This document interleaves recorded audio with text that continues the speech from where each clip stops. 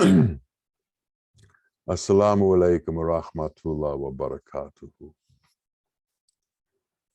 This is a unique time of the year. It's the middle of April, and this year, Ramadan, Easter, and Passover are all falling at the same time. The religions brought by the prophets are all congruent. Moses, Isa, Jesus, and Muhammad. And the interesting thing about these religions is they all proclaim the belief in God. The other interesting thing is the inability for these three religions to agree on how to worship and to agree to be tolerant of each other. At the essence of things is God. At the essence of creation was God. At the essence of all knowledge is God. At the essence of everything is God. We as men, as humans, form ideas around God, and we form ideas around the prophets who came to tell us about God. These ideas become religions, and depending on the transcendent qualities of the people who are preaching within those religions, there is a difference as to the message that is being sent. We, each of us, needs to know that Allah sent 124,000 prophets into this world. And all the prophets came with the same message. They came with a message that only God exists and that we should be worshiping God. The method of worship, unfortunately, often became more important than the worship. The method of worship often becomes more important than the fact that we acknowledge and believe in God. If we would melt everything down to its essential nature, to its essential part, the essence is that God is, and we believe in him. The essence is La ilaha illallah. Only God exists. We do not exist. The essence is Adonai Eloheinu Adonai Echad. God is alone and God is one. And it is repeated in all of the religions that God is one. We, as men, have trouble understanding what that means. We have trouble understanding the great mystery that is God.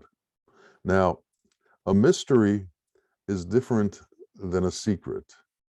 God created many creations.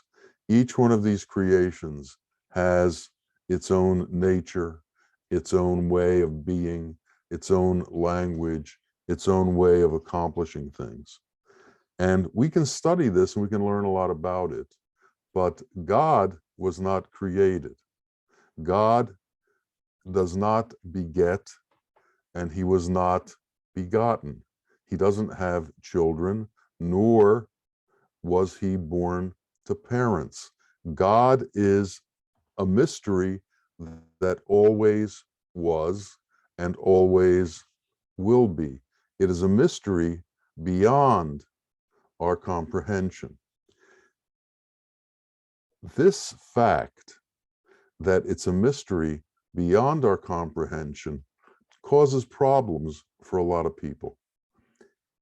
There is an inclination in man to want answers.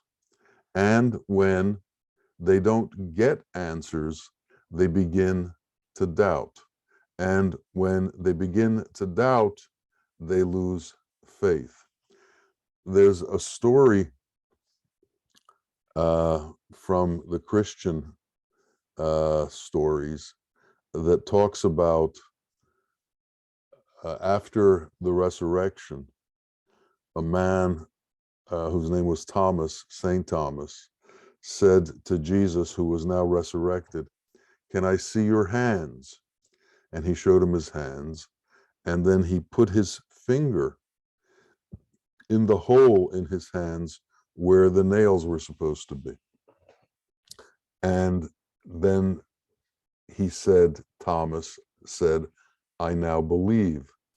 And then Jesus said, "How much more faith do the ones have who didn't see and yet believe?" Now, whether you believe the story or not, the point is that we work on faith. We believe in things that we can't see. We believe in things that we can't describe. We believe in things that are beyond words. And this is called faith. And without faith, there is no religion. And one of the things that happens to religion is because people don't have faith, they are given things to do. And they end up with rituals of many different kinds within each religion. And people hide in their ritual. They hide in their prayers. They hide in their costumes. They hide because they can't understand, so they take on things that they can understand. There was a teacher who was sitting in the woods, and a disciple came up to him, and he said, "Do you teach everything that you know?" And the teacher picked up some of the leaves, it was fall, that were lying on the ground, and he said, "Are there more leaves in my hand, or are there more leaves in the forest?" And the man said, "Well, of course there are more leaves in the forest. There are trees all over the place here. There must be millions of leaves. You have maybe a dozen leaves in your hand." And he said, "Well, I only teach as much as I hold in my hand." And he said, "Well, why don't you teach more?" And he said, "Because it wouldn't make any difference. Some things you can only learn through experience." So talking will take you to a certain place, but we have to be able to go beyond that certain place in ourselves. You're not going to get it through words. You're not going to get it through asking questions, and you're not going to get it through answers to questions. You can only get it through experience. And what is this experience? In my own experience, I've realized that because of the limited nature of what it is that we can know, and the limited nature of what it is that can be explained to us, we are left with essentially one option. And that option is to surrender, to give up, to stop demanding, to stop asking, to let go of everything.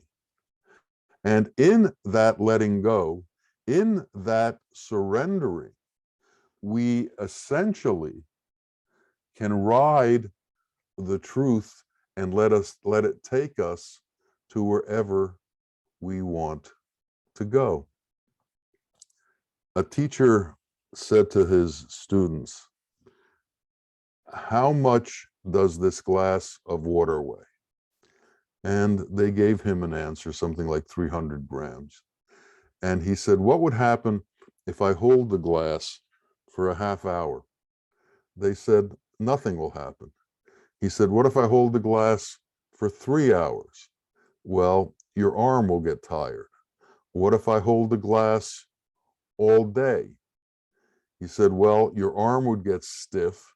It might even stop functioning for a while and become paralyzed because of the tension that it has." And he said, "Does the glass weigh any more now than when I picked it up?" And they said, "No, it doesn't. It weighs the same." He says, "Well, what's the difference?" And they answered, "It's the continuous stress that you put on your hand and arm that changed the equation. You could hold it for a certain period of time, but you can't keep holding it for long, extended periods of time." And he said, the teacher said, "That's what it's like with your questions. That's what it's like with your ideas. The longer you hold on to them, the more they gnaw at you and the more pain they cause within you. The only solution is to put them down like you put down the glass. Let them out of your mind. Let the questions go. And when you let all the questions go, when you let all the ideas go, when you let all the perceptions go, when you let all the inclinations go, when you let all the prejudices go, when you let go of everything that you know, and you allow the truth to come and resonate within you without you preconceiving anything about it, that's when freedom will come for you.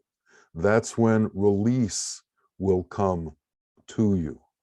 And so this is part of our meditation, to let go of everything, to release ourselves from everything, not to be held up by anything, because doubt is like a worm in an apple. It makes a hole until it rots the entire apple, and the apple becomes of no use. And as we enter into doubt, and as we hold on to doubt, and as we let doubt interfere with our being, we become in pain, we become overwrought with questions, we become overwrought, and we can get to the point where we can't even act. So we need to learn to let go of things and reduce ourselves to pure faith. Now, fortunately, Allah has given us things that we can understand. Allah has given us signals as to his being. Allah has given us a pathway to understand his nature, and that's within his qualities. He's explained to us what his qualities are through the prophets and through the ketubs. He's told us that love and kindness and compassion and mercy and justice are part of what God is. And if we can understand those things and integrate those things into our being where they become a natural part of us, then we can also begin to be God-like, to be within the parameters of what God is. So we need to expand ourselves by transcending our frailties and taking on God's qualities, by losing the egocentric self and beginning to be able to think beyond ourselves. A master was once asked by a very wealthy man who came into his residence. He said, "What is egoism?" And the master looked at him and said, "What a stupid question." And he could see the man taken aback. All of a sudden, he was frowning and he could see anger rising in him. And the master said, "That is egoism." And that is what we are fighting all the time. The sense of pride in the self, the sense of need in the self, the sense of looking for honor in the self, the sense of differentiating ourself from everything else so that we can elevate who we are as we denigrate everything else and everyone else. When we learn how to give this up, when we learn the equality of all beings, when we understand the unity of all creation, and we understand how we are integrated with everyone else, then we will begin to make progress towards truth. And we should also understand that progress towards truth is a never-ending pathway. There is no coming to that point. I wrote a poem once that went like this: on the road to infinity, there are an infinite number of thresholds to cross. Each one of these thresholds beckons you to call it home. If you stay, you will change from a pilgrim to a defender of thresholds. The point is that we are students. We are always students. And once we begin to think that we know, we've reached the end of our progress. We haven't reached the end of the road. We've reached the end of our progress. And we need to understand the difference. The only way we can keep progressing, the only way that we can keep going towards the truth is to stay a student. Once we go beyond being a student, we've reached the end of our progress and we become stuck wherever we are. And that's what happens with religious authorities. They act as if they know. They talk as if they know. And they've reached the end of their progress. And they make the end of their progress the ultimate for everyone around them and explain it in that way. We should be careful of those who speak in that way. We should be careful of those who believe that they know everything. Even the Ketub would constantly say, I am still learning. I am still progressing.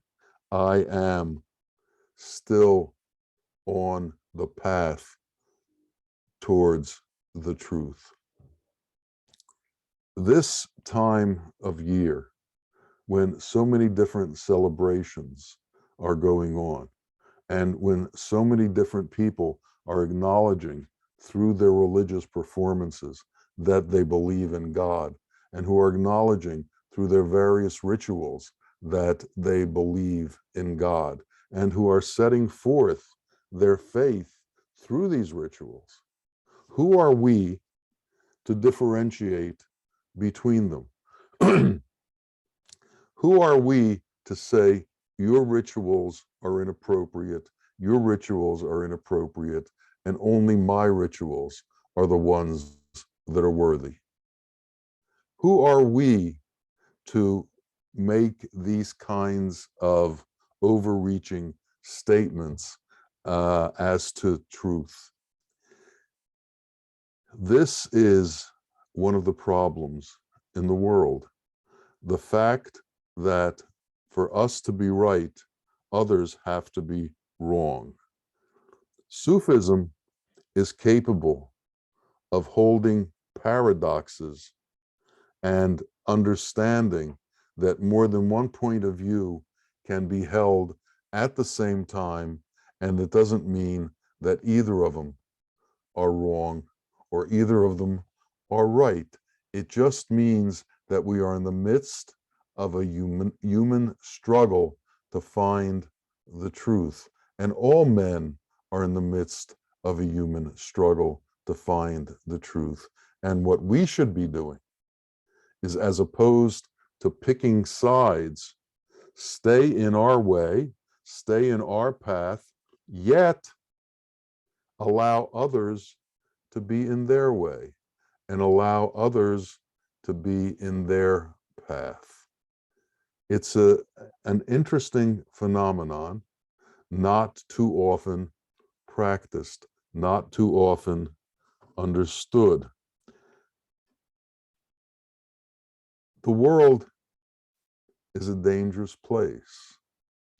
And some of the things that are going on right now exemplify the danger of what this world is about. Should we be adding to the danger, or should we be trying to reduce the danger? Should we be doing whatever we can to nullify the hatred, nullify the animosity, nullify the differences? Or should we be marching, exemplifying the differences? If we are truly trying to be transcendent and with the essence of God, we should understand that in Sufism, it's explained that there's Shariat, Tariqat, Hakikat, and Marifat, the 4 levels. But the 5th level, which our teacher explained to us as Sufiyat, is the section that is beyond religion. It's the section beyond all differences. It's the section beyond worldly form. It's the section that enters into formlessness. Now, if we understand that Allah, God, is formless, shouldn't we also understand that everything that has form is less than that formlessness, hasn't reached the state of that formlessness, hasn't reached the transcendent nature of that formlessness? So everything that we deal with, everything that we encounter that has form is a stepping stone. Everything that we encounter that has elemental existence within it is part of the way towards that which is formless. All of the religions have form. And as long as they have form, they haven't transcended to the truth that is God, no matter what name you give them. If we hold on to the form, we are holding on to something that is less than the ultimate, that is less than reality, that is less than truth. And this is the threshold that we've stopped at. This is the end of our progress. So we have to lose attachment to everything. There was an argument between a man talking about what does God want from a beggar and what does God want from a king. And they were deciding which one has to give up more. And the question came, is the beggar's 2 cents worth less to him than the king's entire kingdom? And the truth is, the level of attachment by the beggar to his meager pennies is no different than the level of attachment of a king to his wealth of an entire kingdom. And what does God want from each of them? The same thing, everything. And unless we are willing to give up everything, then we are going to be stuck in an end to our progress because there are things that we think we have to hold on to. Nothing elemental, no thought patterns, no ideas that have form within this world are an end in themselves. The only end is when we understand light. The only end is when we understand God's qualities within that light. The only end is when we leave who we are and become what He is. Only then is there an end to coming to the point where we know. Only there is the end to the straight path. Everything else is an interim step. And we should realize that those of us who are standing on interim steps do not see the entire picture. Those of us who are standing on hills can't see what those of us who are standing on mountains see. And those of us standing on mountains can't see what those who've entered the light can see. So it is incumbent on us to be humble. It is incumbent on us not to be dictatorial in our understanding of things. The Quran says, if you run into someone who disagrees with you, what you are to do is advise. And that's the end of that. In other words, you're not there to force, you're there to advise. And if we can understand that, if we can understand that our point is to advise, then we can truly teach from the level that we're at without causing harm. We can't go any further than what we know. We can't go any further than what we see. We can't be any more truthful than the truth that is within us. We can't be any more compassionate than the compassion that is within us. We can't love any stronger than the love that is within us. We need to realize all of these things, and we need to realize our limitations. Very often, nothing said is better than much said. Very often, explanations are beyond words. Very often, explanations are beyond answers. Experience has to take over who we are. And that experience has to become internalized. We need to work from the inside to come about to who we truly can be. And to do that, we have to analyze who we are. We have to analyze the kingdom of God within us and the kingdom of Satan within us. And we have to recognize what part we pay more allegiance to and when we pay more allegiance to these things.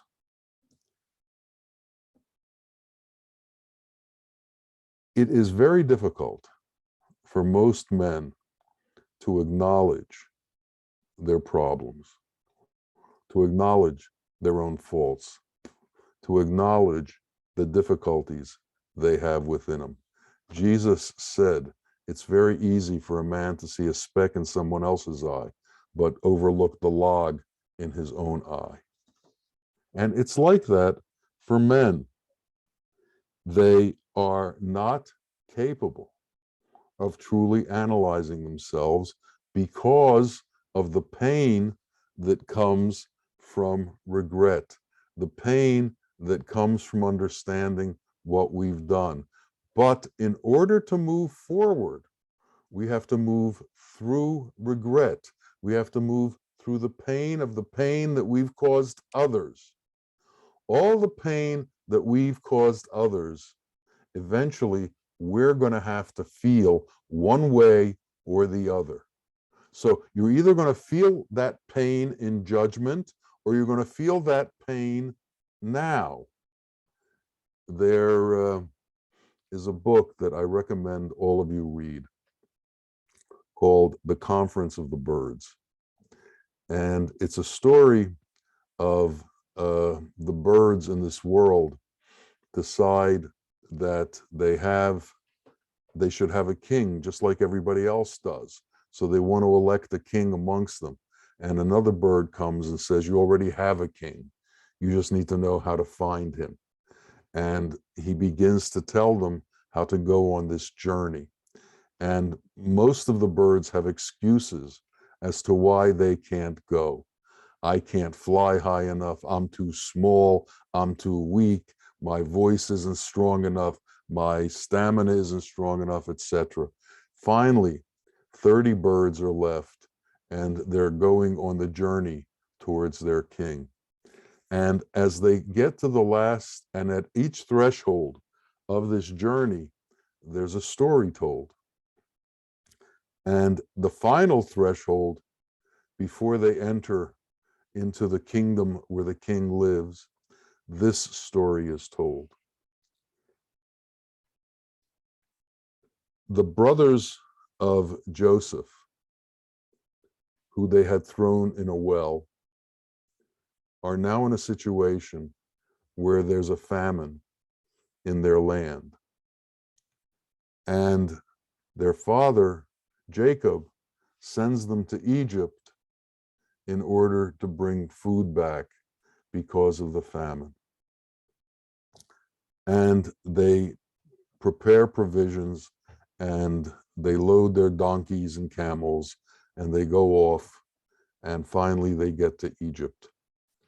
And they are told they would have to wait to see somebody, and they're brought back, and there is a man who is in charge of all of the warehouses of food within Egypt, the high minister, and he asks them what they want. And they said, well, we're humble travelers who've come at the request of our father, and he has asked us to bring food back because we are in the midst of a famine. And he said, and this is why you came? And they said, yes. And then he said to them, but I think you're thieves. And they begin to profess their innocence and indicate that they, in fact, are only there at the bequest of their father to bring food. Now, this man that they are seeing is Joseph. They don't know it's Joseph. Joseph knew it was them, and he had put articles from the palace into their bags while they were there. And then he says to them, you say you're not thieves. Let's open up your bags and see. And all the things that he put in there now are shown. And he says, you are thieves. And they profess their innocence again.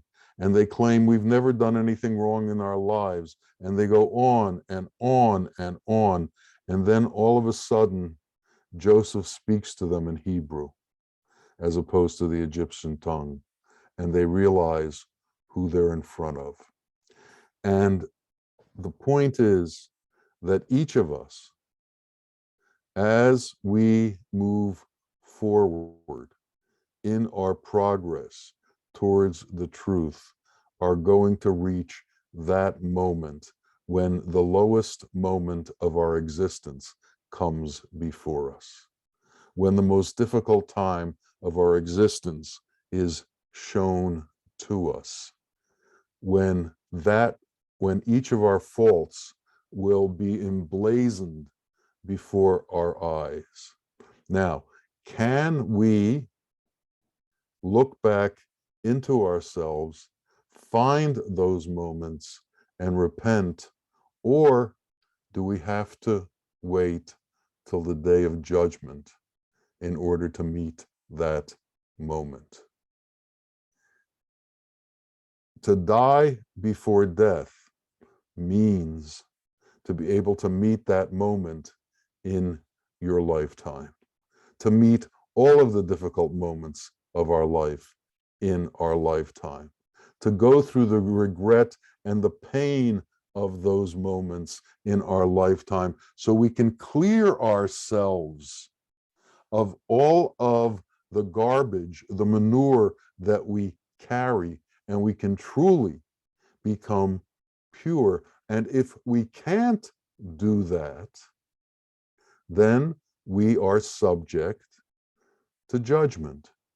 The only way we can bypass judgment is to truly judge ourselves and bring all of what we are to the forefront of our consciousness and deal with what we did was right and what we did was wrong, know the difference, and begin the repentance process for what we did that was wrong.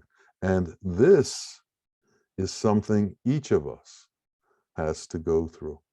And the holidays that are going on right now, Ramadan and Passover and Easter, all bring up the difficulty of repentance, all bring up the aspect of the fact that we have to become free. We have to be released from the bonds of this world. Ramadan, we fast so that we can feel the pain of others, feel the pain that we've caused others. Easter is about the resurrection, the coming back to life again, which is a day that God promises for everyone. And Passover is leaving the freedom, is leaving the bondage and entering into freedom. All the religions tell us we need to be free. We need to understand everybody else's pain. We need to be born again in truth. So let us take on this obligation that we have as humans to be born again in truth, to be born again in God, to be born again in reality, to be born again in the qualities that are God, so that when we walk through this life, we will be a mercy unto men. An Arab came to the Prophet and said, we should curse those people from Medina. And the Prophet responded, I didn't come into this world as a curse. I came into this world as a mercy. And each of us should enter into this world as a mercy and do what it takes to bring us to the place that we are a mercy towards others. May it come to be so for each and every one of us. Ameen, ameen, ya Rabbil Alameen. Assalamu alaikum wa rahmatullah wa barakatuh.